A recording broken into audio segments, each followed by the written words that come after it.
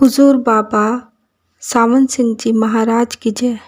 रूहानी डायरी भाग 2 अध्याय 12 निवास डेरा व दौरा कालू की बड़ तथा टिपरी। 26 जुलाई की शाम को श्री गुरु ग्रंथ साहिब में से सत्संग हुआ।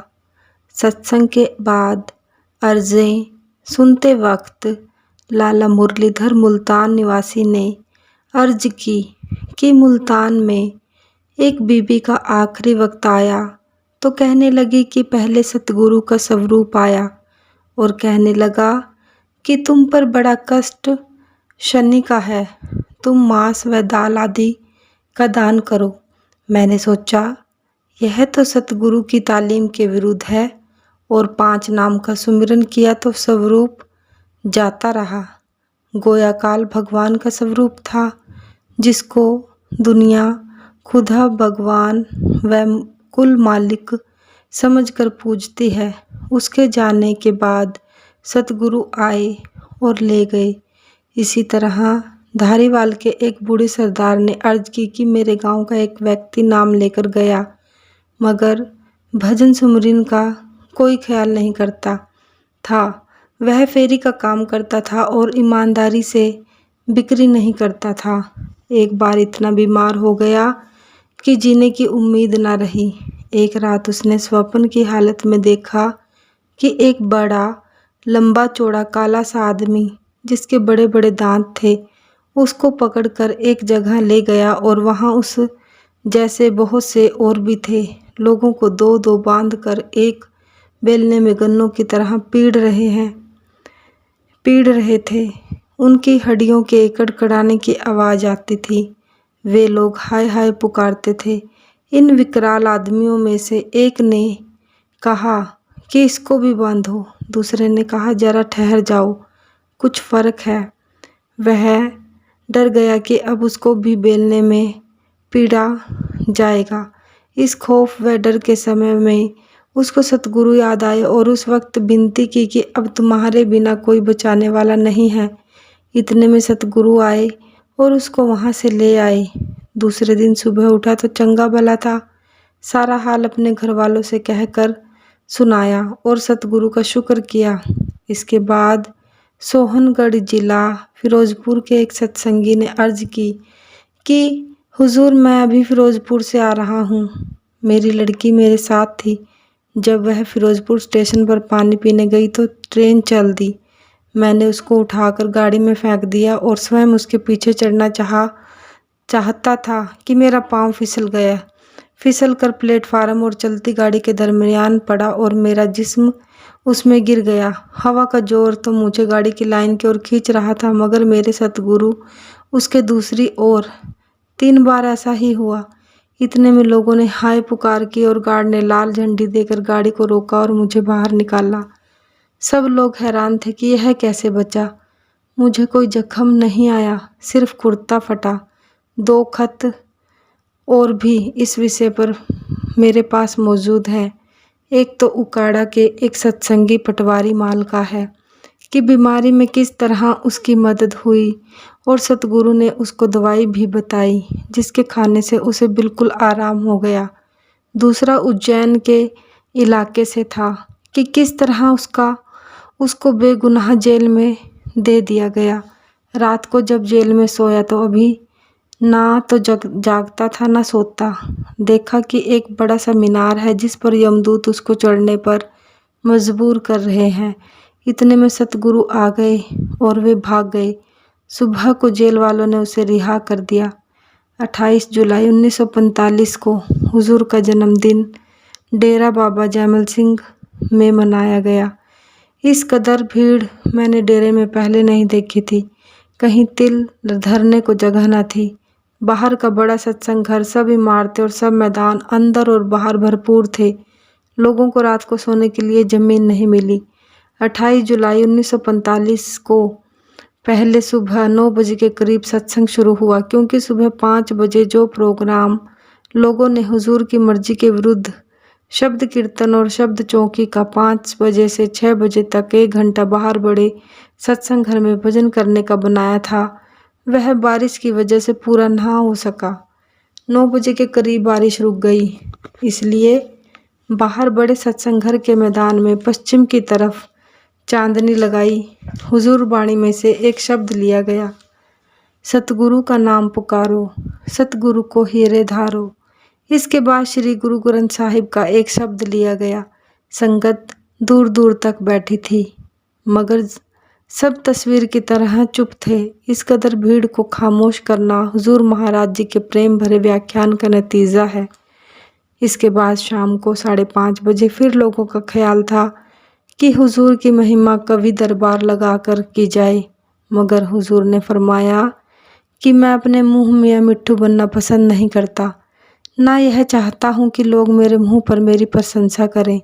यद्यपि बहुत से लोगों ने बाणी रची हुई थी, मगर सब चुप के चुप रह गए।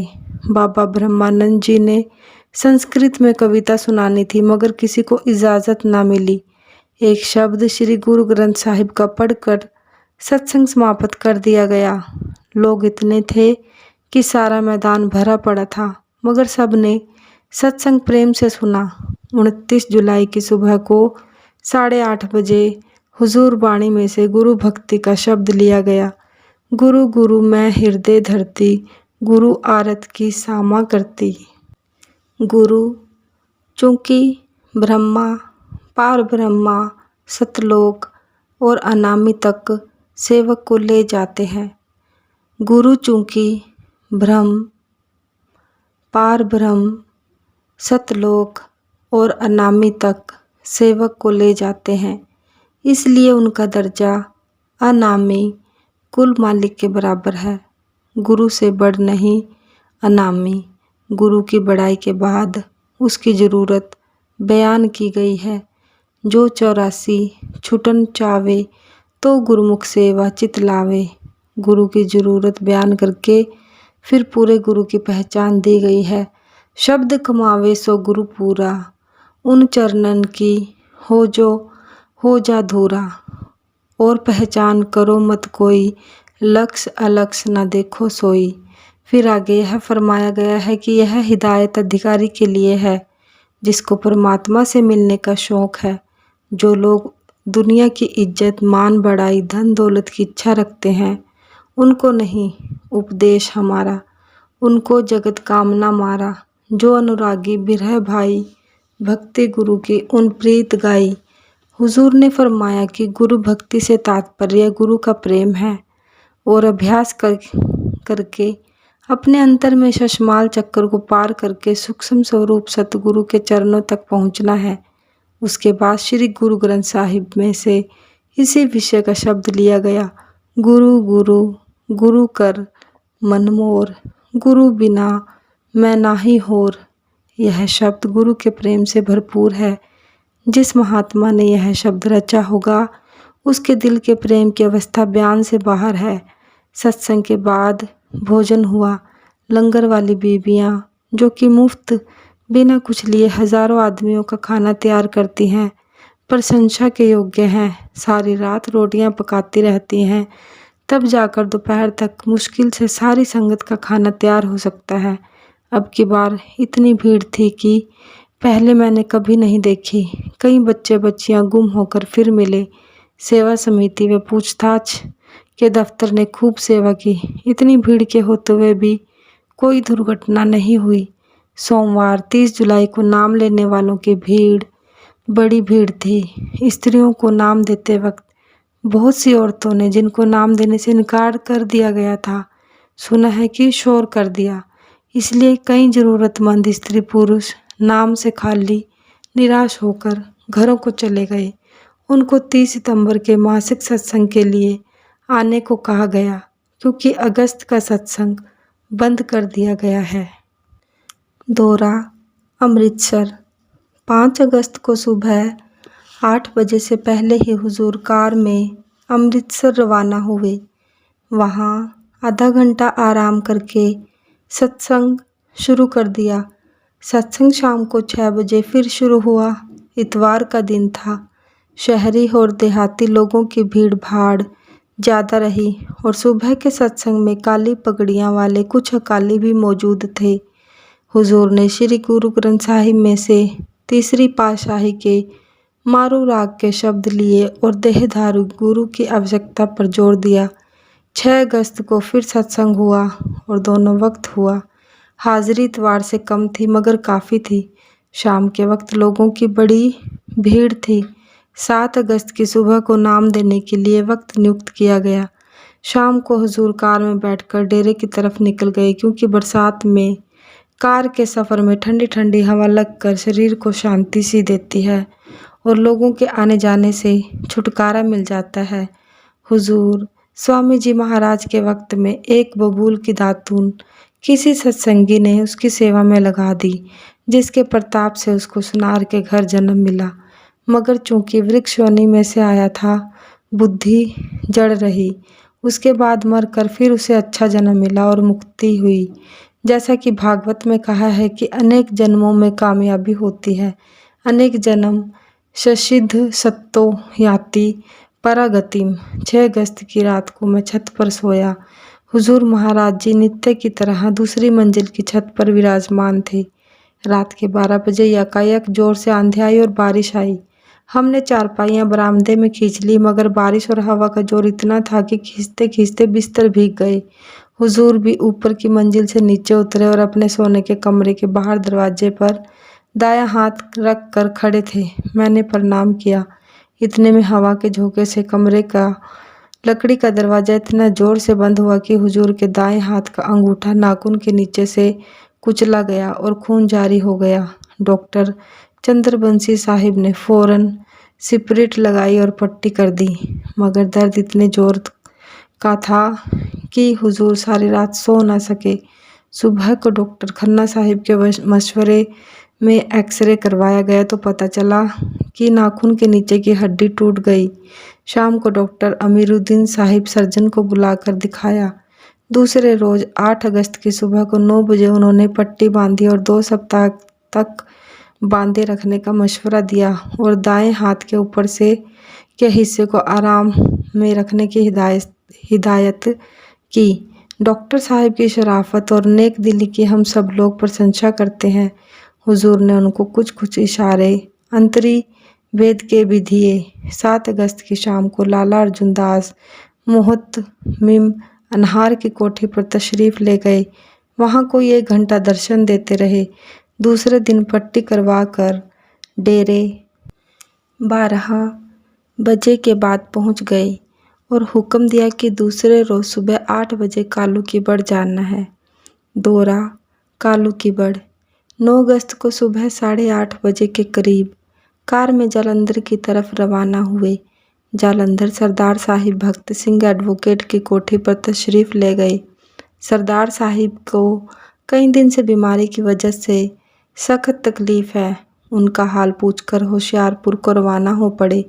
वहाँ आधा घंटे के करीब प्रोफेसर पुरी साहिब के निवास स्थान पर आराम करके गगरेट की तरफ रवाना हुए। रास्ते में चढ़ाई पर एक बड़ा तेज मोड़ आया तो यकायक एक लारी मुसाफिरों से लदी हुई बिल्कुल सामने से दिखाई दी। ऐसा मालूम होता था कि जैसे 2 मेढ़े सर आमने सामने करके टक्कर लगाने वाले हैं। बिल्कुल एक दूसरे के सामने थी। अगर टक्कर हो जाती तो हमारी कार के परकच्चे उड़ जाते और कई मुसाफिर मर जाते। खैर, गुजरी की दोनों ड्राइवरों ने होशियारी से काम लिया। अपनी अपनी गाड़ी को बाएं हाथ पर काटा। दाईं तरफ पहाड़ था और चढ़ाई तेज थी। लारी जो ऊपर से नीचे आ रही थी, उसके बाएं पहिए पहाड़ में लगे और पहाड़ी की तरफ का अगला पहिया धुर्रे से निकल गया। हमारी कार के दाईं तरफ के पिछले पहिए का मडगार्ड टूटा। हुजूर इस तरफ दाईं ओर सीट पर विराजमान थे। दोनों गाड़ियां जाम होकर रुक गई और हमारी कार के पिछले पहिए का धुर्रा लारी के अगले पहिए के धुर्रे में फंस गया। निकालना मुश्किल हो गया। बहुत से लोगों ने हमारी कार को पीछे से उठाकर ऊंचा करके निकालने की कोशिश की। आखिरकार हमारे ड्राइवर ने कार को आहिस्ता आहिस्ता चलाकर निकाला। हम तो चले आए, लारी वहाँ ही रही क्योंकि उसका अगला बायां पहिया निकल गया था। दोनों गाड़ियों के कप बिल्कुल टूट गए, पर शुक्र है मालिका कि किसी जान का नुकसान नहीं हुआ। वरना सामने की टक्कर थी। वहाँ से चलकर कालू की बड़ में आकर दम लिया। यहाँ बिल्कुल सुनसान था, किसी को हमारे आने की खबर न थी। कमरे अभी सजाए नहीं गए थे। कमरे सजाकर हमारे ड्राइवर ने खाना तैयार किया और शाम के 4 बजे खाना खाया। रास्ते में भरवाई व चिंतपूर्णी माता के बीच में पुलिस व स्वास्थ्य विभाग वालों का खेमा था। उन्होंने रोका कि बिना हैजे क्या टीका लगवाए जाने का हुक्म नहीं है। हमने उनको यकीन दिलाया कि हम चिंतपूर्णी माता नहीं जा रहे, इससे परे अपनी कोठी जा रहे हैं। तब छुटकारा हुआ। आजकल शाम को 6 बजे तुलसीकृत रामायण में से कथा की जाती है। भाई ठंडीराम जी बड़ी अच्छी तरह व्याख्यान करते हैं। बीच बीच में हुजूर महाराज जी भी वचन फरमाते हैं और भाई साहिब का पुत्र सुपुत्र बड़े आकर्षक स्वर में पाठ करता है। एक ब्राह्मण ने पाठ व अर्थ सुनकर कहा कि पंडितों ने तुलसीकृत रामायण को रोजगार बना लिया है। इसमें से पहली 200 चौपाइयाँ जिनमें नाम की महिमा है, जिनकी व्याख्या मुश्किल मगर लाभदायक है, वे छोड़ देते हैं और राम तिलक तक पढ़कर घंटा बजाकर समाप्त करके लोगों से चढ़ावा बटोर लेते हैं। उत्तरकांड में बहुत सी उत्तम उत्तम शिक्षाएं हैं, उनको छूते तक नहीं। गरुड़ जी और काक भुशुंडी में जो संवाद उत्तरकांड में आता है, उसकी कथा आजकल शुरू है। इसकी व्याख्या बड़ी मुश्किल है। भक्ति और ज्ञान का मुकाबला किया गया है। गोसाई जी का सिद्धांत यह है कि भक्ति मार्ग ज्ञान मार्ग से ऊंचा और सहज है, क्योंकि ज्ञान मार्ग में बहुत सख्त मेहनत उठानी पड़ती है।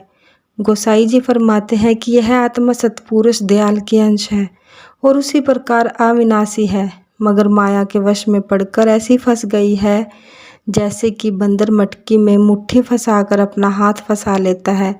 माया जड़ है, आत्मा चेतन है, दोनों की गांठ बंध गई है। यद्यपि यह सब फरेब और धोखा है, मगर छूटने में नहीं आती। इसके छूटने के 2 उपाय हैं। श्रद्धा से जप तप व्रत नेम आचार करें और संसार से निवृत्त रहें, दिल को साफ रखें और फिर योग अभ्यास करके सहस्त्र दल कमल पहुंचकर जोत जगाएं।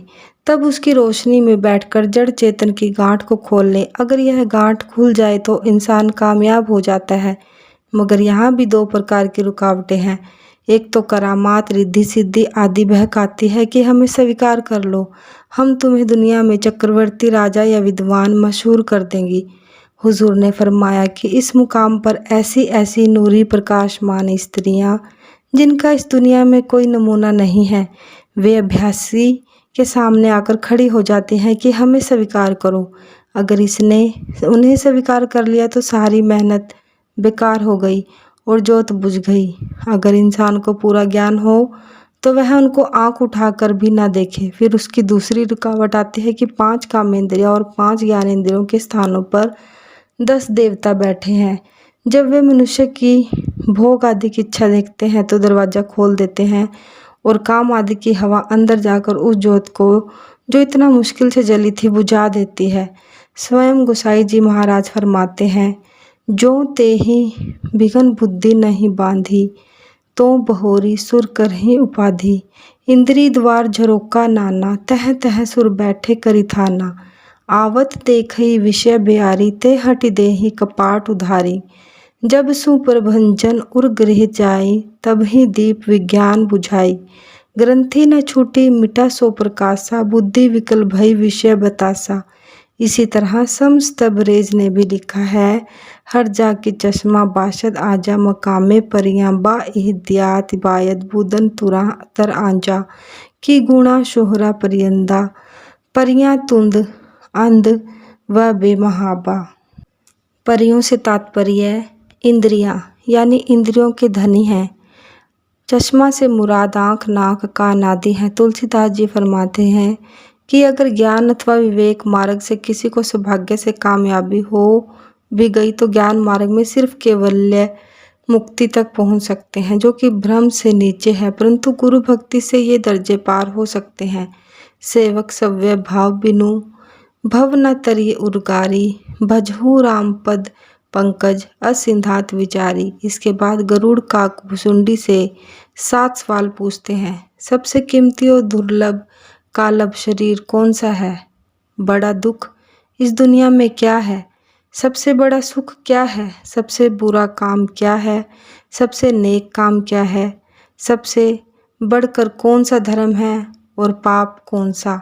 मन की बीमारियां, ये सब वर्णन कीजिए। जब वो पहला सवाल पूछते हैं कि सबसे कीमती और दुर्लभ कालभ शरीर कौन सा है? नंबर 1, इंसानी कालभ शरीर से बढ़कर ना देवी, ना देवता, ना किसी और का शरीर है, क्योंकि इस शरीर के जरिए रूह नरक, स्वर्ग, मुक्ति, ज्ञान आदि प्राप्त कर सकती है। और जो लोग इस शरीर को पाकर इसको विषय विकारों के भोगों में खो देते हैं, वे हाथ से हीरे मोती देकर कांच और पीतल खरीदते हैं। जैसे कि स्वामी महाराज ने कहा है कि पोत गहे जग मूड, झाड़ हीरा कनी। दूसरे सवाल में बड़ा दुख इस दुनिया में क्या है? गरीबी, गरीबी से बढ़कर कोई दुख नहीं। तीसरा सवाल, सबसे बड़ा सुख क्या है? फुकराए कामिल, पूर्ण महात्माओं के मिलाप से बढ़कर कोई सुख नहीं। चौथा, सबसे बुरा काम क्या है? दूसरों का दिल दुखाने जैसा कोई पाप या बुरा काम नहीं है। पांचवा, सबसे नेक काम क्या है? मन, वचन और कर्म से पर उपकार अथवा दूसरों का भला करने के बराबर कोई नेक काम नहीं है। छठवां, सबसे बढ़कर कौन सा धर्म है और पाप कौन सा है? अहिंसा से बढ़कर कोई धर्म नहीं और पराई निंदा से बढ़कर कोई पाप नहीं। सातवां, मन की बीमारियां, मन की बीमारियां, काम, क्रोध, लोभ, मोह, लगाव, जो कि सब बीमारियों की जड़ है। ममता, रंज व खुशी, ईर्ष्या, दूसरों के नसीब, भाग्य व सुख को देखकर जलना, अहंकार, तृष्णा, फरेब, कपट आदि। 15 अगस्त को तुलसी साहिब के रत्न सागर से कथा शुरू हुई कि मरने के वक्त संत या फुकराए कामिल अपने सेवकों की कैसे मदद करते हैं और बाकी दुनिया का क्या हाल होता है। पहले हुजूर ने फरमाया कि मौत के वक्त नीचे लिखी हुई बातों का ख्याल रखना चाहिए। नंबर 1, मरने वाले के कमरे में से सब बेसत्संगियों को बाहर कर देना चाहिए। नंबर 2, रोना पीटना बिल्कुल बंद, क्योंकि मरने वाले को नुकसान होता है। नंबर 3, कभी कभी बीमारी की तकलीफ की वजह से बुद्धि व्याकुल हो जाती है और उसका सतगुरु और नाम का ख्याल भूल जाता है। उसका ध्यान इन दोनों की तरफ लगाना चाहिए। दुनिया की बातों या बाल बच्चों या रिश्तेदारों का जिक्र नहीं करना चाहिए, बल्कि मरने वाले को हौसला देना चाहिए कि तुम हमारा फिक्र ना करो, अपना ख्याल मालिक में जोड़ो। 15 अगस्त की रात को जबकि बाबा ब्रह्मानंद जी 11 बजे के करीब हुजूर के चरणों में चंबल पर दवाई लगा रहे थे, तो बातचीत में हुजूर ने अपनी टांग पर चोट आने की घटना वर्णन की कि वे उस वक्त मरी से 8 मील पर खैरा गली में सर्विस में थे और घोड़े की सवारी में निपुण थे। घोड़े की गर्दन के बाल पकड़कर सवार हुआ करते थे। उस दिन उनके साइंस ने घोड़े की गर्दन के बाल काट डाले, मगर उनको नहीं बताया। जब हुजूर ने सवारी करने की नीयत से हाथ गर्दन पर डाला तो उल्टे गिरे और टांग की जांग की हड्डी सिर के पास से टूट गई। उस वक्त लाला हरी राम जी को हुजूर के मातहत सिरे के पास से टूट गई। उस वक्त लाला हीरा राम जी को हुजूर के मातहत स्टोर कीपर थे। उनका सहारा लेकर कोठी पर तशरीफ लाए। उसी वक्त फौज का डॉक्टर आ गया और उनको हॉस्पिटल ले गए। वहाँ डॉक्टर तो क्लोरोफार्म देने लगे और एक कंपाउंडर नब्ज पकड़कर बैठ गया, मगर उसका ख्याल नब्ज से हटकर डॉक्टर की ओर चला गया और हुजूर का सांस रुकने लगा तो डॉक्टर को तो हुजूर की जान बचाने की ओर ध्यान दिया गया। जब हुजूर का सांस रुकने लगा तो डॉक्टर को होश आया कि बीमार तो चला। उस वक्त टांग का ख्याल छोड़कर हुजूर की जान बचाने की ओर ध्यान दिया।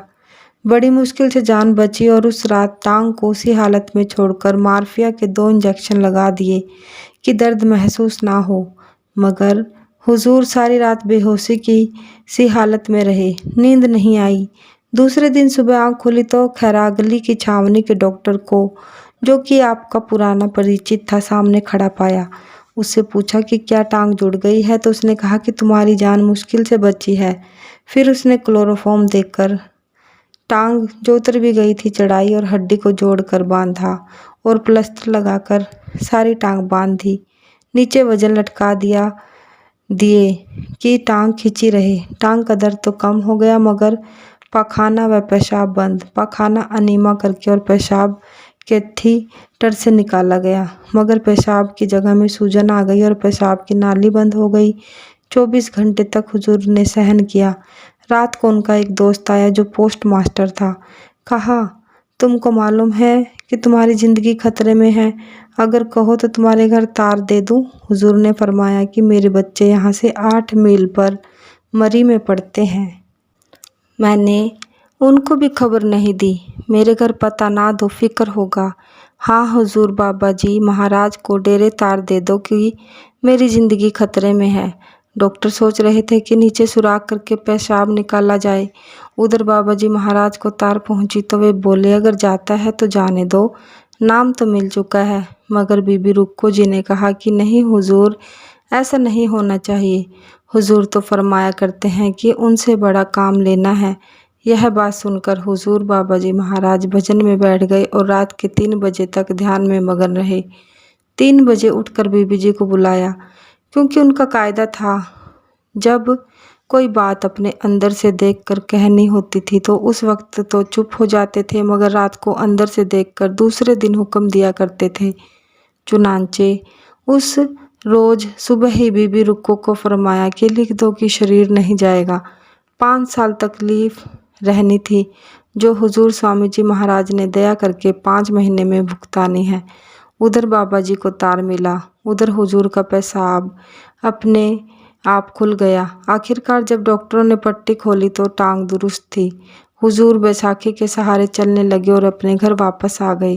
उस रोज बाबा जी महाराज उनके पास पहुंच गए। उन्होंने फरमाया कि 1 महीना तो दफ्तर में लगे रहो। चुनांचे चीफ इंजीनियर ने, जो कि हुजूर के काम से खुश था, उनको अपने दफ्तर में लगा लिया, क्योंकि हुजूर चलने फिरने तथा दौरे का काम नहीं कर सकते थे और छुट्टी लेने की हालत में उनको आधी तनख्वाह व अलाउंस का नुकसान रहता था। फिर 1 माह के बाद अभी हुजूर चलने फिरने के योग्य ना थे कि बाबा जी ने हुक्म दिया कि अब तुमको अपने इलाके में जाना चाहिए। हुजूर हैरान हुए कि दौरे का काम कैसे कर सकूंगा, मगर जब चीफ इंजीनियर को मिले तो उसने भी यही हुक्म दिया कि अब तुमको इलाके में जाना चाहिए। बाबा जी ने फरमाया कि क्या तुम ख्याल करते हो कि यह तुम्हारा काम है? यह काम तुम्हारा है, यह काम स्वामी जी का है। अगर वे चाहें तो बिना टांग के भी काम करवा सकते हैं। चुनांचे हुजूर इलाके पर चले गए और धीरे धीरे पहले की तरह बराबर काम करने लगे। फिर एक सत्संगी ने पूछा कि बाबा जी को नाम कैसे मिला, तो हुजूर ने फरमाया कि बाबा जी को 12-13 वर्ष की उम्र में गुरुमुखी पढ़ाई गई और श्री गुरु ग्रंथ साहिब पढ़ने लगे। श्री गुरु ग्रंथ साहिब में जगह जगह 5 शब्द का जिक्र आता है। उनके दिल में खटका कि यह 5 शब्द क्या है। चुनांचे बाबा खेमदास जी, जो कि उनके गांव में उनको वेदांत पढ़ाया करते थे, से पूछा तो बाबा जी ने जवाब दिया कि हमको पता नहीं। इस पर हुजूर बाबा जी महाराज जगह जगह जाते और साधु महात्माओं, धर्मशाला के भाइयों आदि से पूछते कि 5 शब्द क्या है जिनका कि श्री गुरु ग्रंथ साहिब में जिक्र है, मगर किसी ने उनको संतोषजनक जवाब ना दिया। फिर हजरों में बाबा बालक राम जी, जो भाई राम सिंह नामधारियों के गुरु थे, उनके पास जाकर भी यही सवाल किया। बाबा जी वर्णात्मक नाम का सुमिरन करते थे और उनका सिमरन बड़ा जबरदस्त था, मगर धुनात्मक नाम यानी शब्द को उनको खबर ना थी। वहाँ पेशावर के इलाके में, जिसको तंगी कहते थे, एक साधु उनको मिला। उसने कहा, 2 शब्द हैं कि शब्द जिसकी मैं खोज कर रहा हूँ वह है तो सही। चुनाचे वहाँ से साधुओं की एक मंडली के साथ ऋषिकेश तशरीफ ले गए। वहाँ भी साधुओं से पूछते फिरे मगर उनकी तसल्ली कोई न कर सका। वहाँ जाकर मालूम हुआ कि एक साधु जंगल में अकेला अभ्यास करता है, सिखों के वक्त का है। वहाँ पहुँचे तो पहले तो उसने डराया कि जहाँ से आए हो चले जाओ, तुम्हें शेर आदि खा जाएंगे। बाबा जी ने जवाब दिया कि जब तुम्हें नहीं खाते तो मुझे क्यों खाएंगे। जब वह साधु ठंडा हुआ तो उसने 5 शब्द का हाल पूछा। उसने आह भरी और कहा कि जो बीमारी मुझको है वही तुझे है, मगर मैंने अपनी आंतरिक दृष्टि से यह देखा कि अगर आगरा में एक महात्मा ने 15 वर्ष एक कोठरी में अभ्यास करके सत्संग जारी किया है, तुम वहाँ जाओ, क्योंकि मेरी टांगे खड़े रहने के कारण सूज गई हैं। मैं तुम्हारे पीछे आऊँगा। चुनाचे वहाँ से आगरा पहुँच गए, मगर उस साधु ने से गली मोहल्ले का पता पूछना भूल गए। धर्मशालाओं और मंदिरों में घूमने लगे, मगर कहीं से पता न लगा। आखिरकार थक हार कर यमुना के किनारे गए कि स्नान करके बाजार में जाकर खाना खाएंगे। इतने में 2 आदमी वहां आ गए और स्वामी जी महाराज के विषय में आपस में बातचीत करने लगे। यह भी उनके पास गए और पता लगा कि बड़े पूर्ण महात्मा पन्नी गली में रहते हैं। इसलिए शाम को वहां पहुंचे तो स्वामी जी श्री गुरु ग्रंथ साहिब में से सत्संग कर रहे थे और अजीब मस्ती की हालत में थे। बाबा जी को देखकर फरमाया कि हमारे पुराने मेली आ गए। बाबा जी दिल में हैरान हुए कि मैंने तो इनको पहले नहीं देखा। खैर, वहाँ 1 महीना स्वामी जी महाराज का सत्संग सुना। सब संदेह दूर हो गए और दिल में यकीन हो गया कि इनसे बढ़कर कोई महात्मा ना मिलेगा। स्वामी जी सूरत शब्द का उपदेश करते थे, मगर थे मोने खत्री। अब बाबा जी जो कि केशधारी सिख थे, वह में पड़ गए कि मैं सिख होकर मोने को कैसे गुरु मानूं, कैसे गुरु करूं। यह झगड़ा उनके मन में 20-22 दिन होता रहा।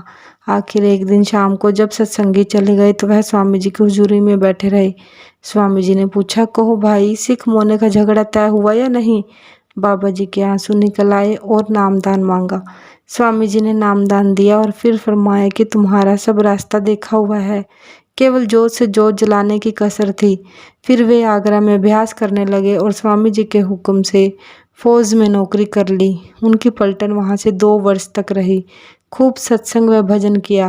बाबा जी बाल ब्रह्मचारी और बड़े बलवान व्यक्ति थे। सरदार फतेह सिंह दसूल्हे वाले अपने वक्त के मशहूर बलवान पुरुषों में से था। यहाँ तक कि वह कुएं की माल को जबकि टिंडे भरी होती थी उठा लिया करता था और 2 ऊँटों को खड़ा करके ऊपर से कूद कर पार कर लेता था।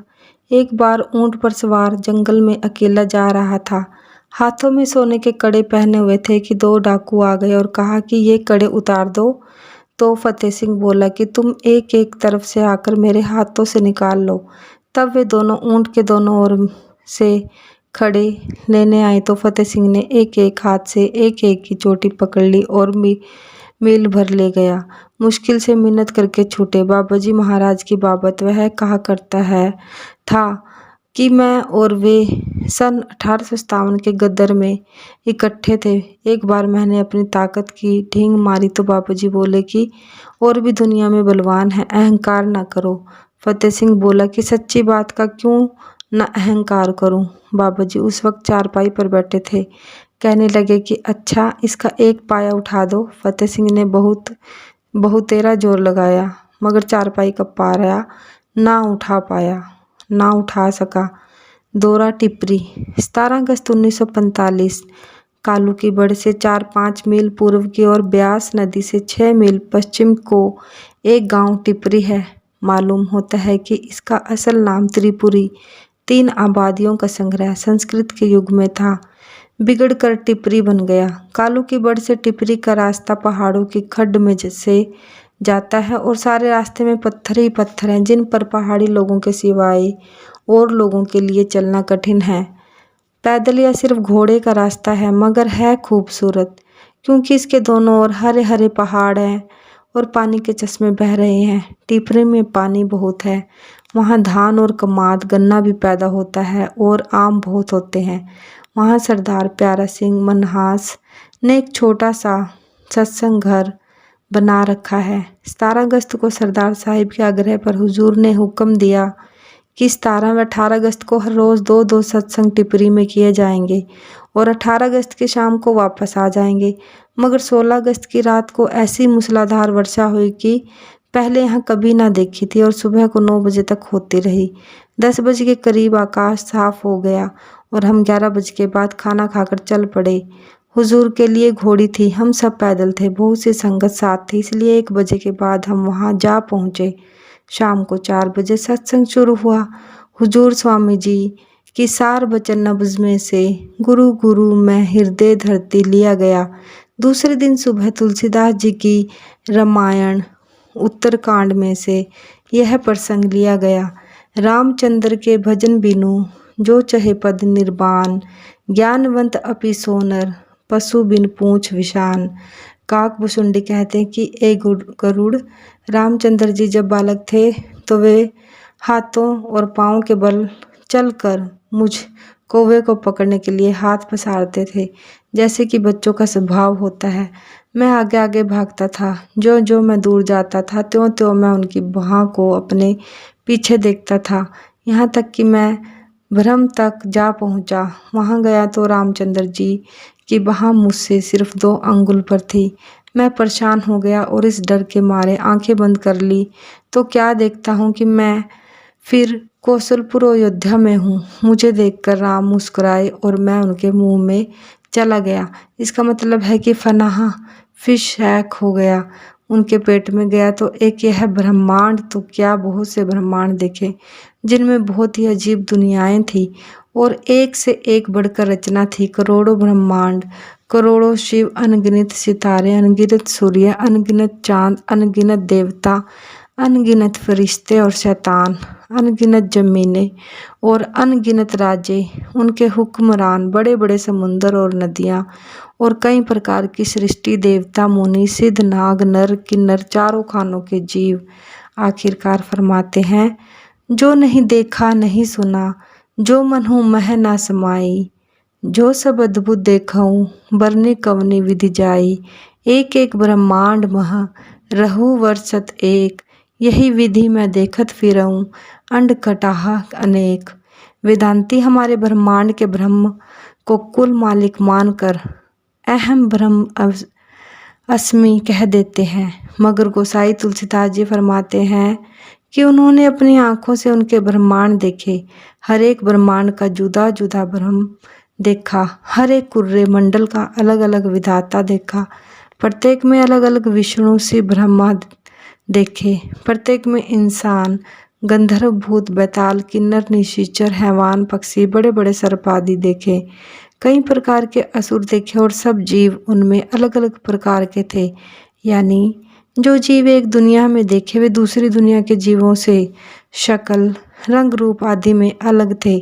बड़े बड़े पहाड़, तालाब, समुंदर थे, सब परपंच तह आने आना, यानी वहाँ का सारा कारखाना ही एक दूसरे के विपरीत था।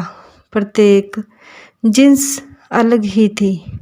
बहुत सी अयोध्या, बहुत सी सरयू नदियाँ, भिन्न भिन्न प्रकार के स्त्री पुरुष और प्रत्येक ब्रह्मांड में जुदा जुदा अवतार थे। गोसाई जी फिर दोहराते हैं कि मैं अनेक मंडलों में फिरा, हैरान व चकित होता हुआ। मुझे प्रत्येक ब्रह्मांड में फिरते फिरते 101 कल्प व्यतीत हो गए और जब मैं अपने शरीर में वापस आया तो केवल 2 घड़ियां हुई थी। यह सब कुछ मैंने 2 ही घड़ियों में देख लिया। मैं इस बेअंत रचना को देखकर हैरान हो रहा था। मेरी हैरानी देखकर राम हंसे और मैं उनके मुंह से बाहर आया। उन्होंने मेरे सर पर हाथ रखा। यह केवल गोसाई जी का विचार का ही विचार नहीं है, जितने फुकराए कामिल हुए हैं सब ने ऐसा ही कहा है। गुरु नानक साहिब फरमाते हैं, धरती होर परे होर और मौलाना रूम साहिब फरमाते हैं, ई बियांबा दर बियांबा हाउ ऊँ, हम जो अंदर बहरे पूर यक तारे मुँह, नरदबा हाँ अस्त पिन्हा दर जहाँ पाया पाया ता अनाने आसमां, हर कुर्रा रा नर दबाने दिगर अस्त, हर रवीसरा आसमाने दिगर अस्त। अर्थात उन अंतरी लोकों के मुकाबले में यह ब्रह्मा, ब्रह्म, संसार ऐसे ही हैं जैसे कि भरे समुंदर में एक तिनका। इस संसार में सीढ़ियाँ छुपी हुई हैं, एक एक सीढ़ी चढ़कर हम सबसे ऊंचे आकाश तक पहुंच जाते हैं। हर एक मंडल की अपनी अपनी सीढ़ी है और हर रास्ते का अपना अपना आकाश। ऐसे ही कबीर साहिब व बाकी संतों ने कहा है, खुशकिस्मत हैं वे लोग जिनको संत मिले और उन्होंने उन बेशुमार दुनियाओं की सैर की। इसके बाद शाम को हुजूर स्वामी जी की वाणी में से जग में घोर अंधेरा भारी, तन में तम का भंडारा लिया गया।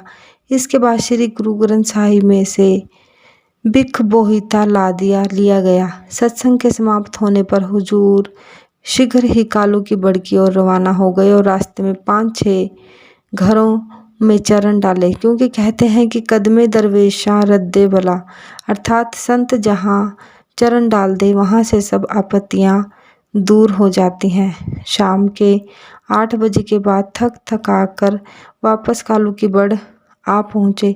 कालू की बड़ से 22 अगस्त को वापस डेरे जाने का विचार था, मगर 21-22 को 2 दिन तेज वर्षा हुई, इसलिए 23 अगस्त की सुबह को चलकर बरसात में पहाड़ों की हरियाली के दृश्य देखते हुए होशियारपुर प्रोफेसर साहब के मकान पर आए। वहाँ केवल 10 मिनट ठहर कर जालंधर छावनी के रास्ते जालंधर शहर सरदार साहिब की कोठी पर आ पहुँचे।